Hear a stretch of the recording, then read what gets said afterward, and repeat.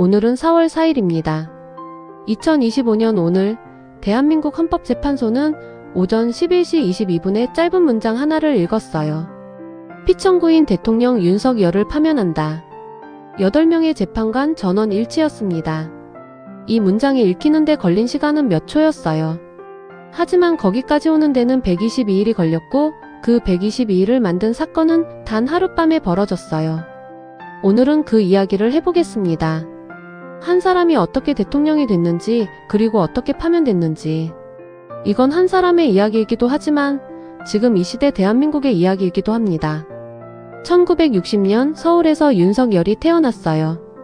아버지는 연세대 경제학 교수였고 어머니는 이화여대에서 강의한 학자 집안이었어요. 공부하는 집안이었습니다. 그런데 아이러니하게도 윤석열 본인은 공부에서 한 번에 성공하지 못했어요.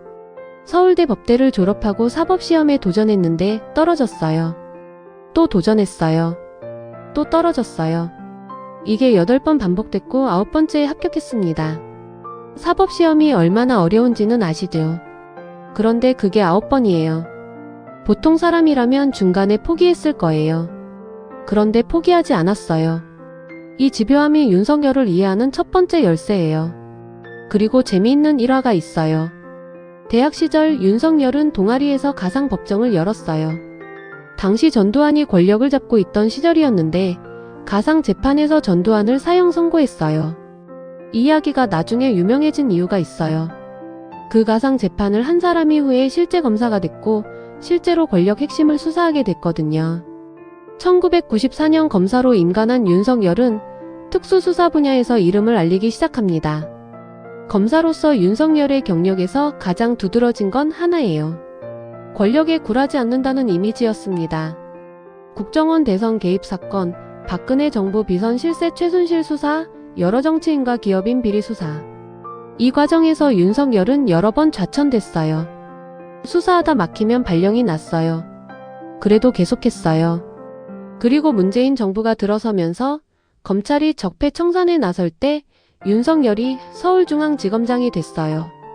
그리고 2019년 검찰총장이 됐어요. 그런데 여기서 또 갈등이 생겼어요. 이번엔 방향이 반대였어요. 문재인 정부의 법무부 장관과 충돌이 시작됐어요. 검찰개혁을 둘러싼 갈등이었어요.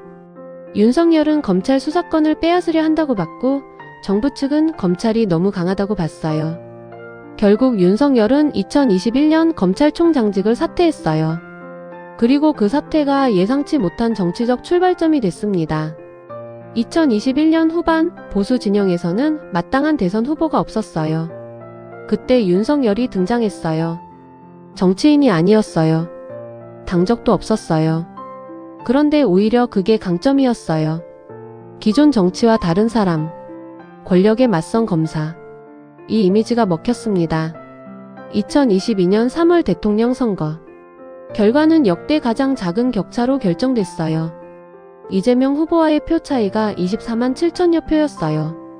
전국에서 3,300만 명이 투표한 선거에서 불과 0.73%포인트 차이였어요. 절반에 가까운 나라가 찬성했고 절반에 가까운 나라가 반대한 대통령. 그 출발부터 윤석열의 임기는 갈라진 사회 위에 서 있었습니다. 임기가 시작됐어요. 외교 측면에서는 한미일 협력 강화, 북핵에 대한 강경 노선이 이어졌어요. 미국, 일본과의 관계를 복원하는 방향이었습니다. 그런데 국내에서는 갈등이 끊이지 않았어요. 의료정책 강행으로 전공의 집단 행동이 벌어지면서 의료 공백 논란이 터졌어요. 여야 갈등은 깊어졌어요.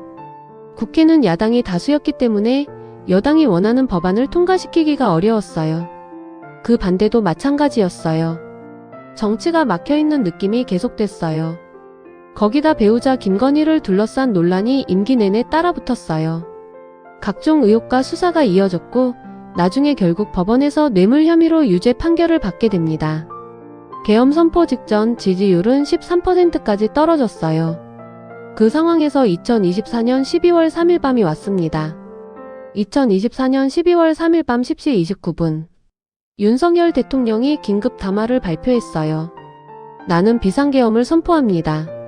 이유로 제시한 건 반국가 세력으로부터 자유민주주의를 지키기 위해서였어요. 야당이 장악한 국회가 국정을 마비시키고 있다는 거였어요. 군이 움직였어요. 국회로 병력이 투입됐어요. 선거관리위원회에도 병력이 갔어요. 그런데 국회의원들이 담을 넘고 뛰어서 국회 본회의장으로 모였어요. 새벽 1시 국회가 계엄 해제 요구 결의안을 가결시켰어요. 재적 의원 300명 중 190명이 찬성했어요. 여당 의원들도 상당수 찬성했어요. 헌법에 따라 국회가 해제를 요구하면 대통령은 반드시 계엄을 풀어야 해요. 12월 4일 새벽 계엄이 해제됐어요. 선포에서 해제까지 약 6시간이었습니다. 대통령은 계엄을 선포했고 국회는 6시간 만에 막았어요. 제도가 작동한 거예요. 하지만 그 6시간이 만들어낸 파장은 그 이후 수개월간 이 나라를 뒤흔들었습니다. 12월 14일 국회가 대통령 탄핵소추안을 가결했어요. 탄핵소추가 가결되면 대통령의 권한은 정지돼요. 헌법재판소가 심판을 시작했습니다. 122일이었어요. 그 122일 동안 대한민국이 어땠냐면요. 거리에 사람들이 나왔어요. 탄핵에 찬성하는 집회와 반대하는 집회가 동시에 열렸어요. 같은 날 같은 도시에서 완전히 다른 현실을 살고 있는 두 무리의 사람들이 있었어요. 헌법재판소에 방청 신청이 몰렸어요. 약 10만 명이 신청했는데 실제로 선고날 방청석에 들어간 사람은 20명이었어요. 경쟁률이 5000대 1에 가까웠습니다. 선고 당일 윤석열은 헌법재판소에 출석하지 않았어요. 그리고 2025년 4월 4일 오전 11시 22분 재판관 8명 전원이 파면에 찬성했습니다. 대한민국 헌정사에서 대통령이 파면된 건 2번이에요. 2017년 박근혜, 2025년 윤석열. 2번 모두 만장일치였어요. 2번 모두 거리에 수많은 사람이 나왔어요. 그리고 2번 모두 파면 이후 60일 안에 조기 대선이 치러졌어요. 그런데 두 사건의 성격은 달라요. 박근혜는 권력을 사적으로 이용한 게 문제였어요. 윤석열은 권력을 행사하는 방식 자체, 그러니까 계엄이라는 수단이 헌법 질서 자체를 흔들었다는 게 문제였어요. 파면 이후 윤석열은 형사 재판을 받게 됐어요. 2026년 2월 서울중앙지법은 내란 관련 혐의로 무기징역을 선고했어요. 항소심이 진행 중이에요. 재판이 아직 끝나지 않았어요. 그래서 이 이야기도 아직 끝나지 않았습니다. 저는 이 이야기를 정리하면서 한 가지 생각이 계속 들었어요. 윤석열이라는 사람은 평생 법을 다뤘어요.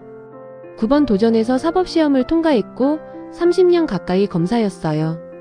원칙과 법치를 가장 많이 이야기한 사람 중 하나였어요. 그런데 파면 이유가 헌법 위반이었어요. 법을 가장 잘한다고 생각한 사람이 법이 가장 중요하게 여기는 선을 넘었다는 판단을 받은 거예요. 그게 아이러니예요. 그리고 그 아이러니가 이 이야기에서 가장 묵직한 부분이라고 저는 생각해요. 그와 동시에 이 사건은 제도가 작동했다는 이야기이기도 해요. 비상계엄이 선포됐지만 국회가 6시간 만에 막았고 국회가 탄핵소추를 했고 헌법재판소가 심판했어요. 절차대로 됐어요. 그런데 그 과정에서 나라는 깊게 갈라졌어요. 지금도 그 갈라진 자리가 완전히 봉합됐다고 보기 어려워요. 2025년 4월 4일 피청구인 대통령 윤석열을 파면한다.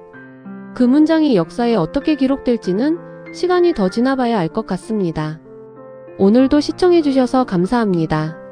저는 보관소의 사서였고 내일 또 다른 이야기로 찾아오겠습니다.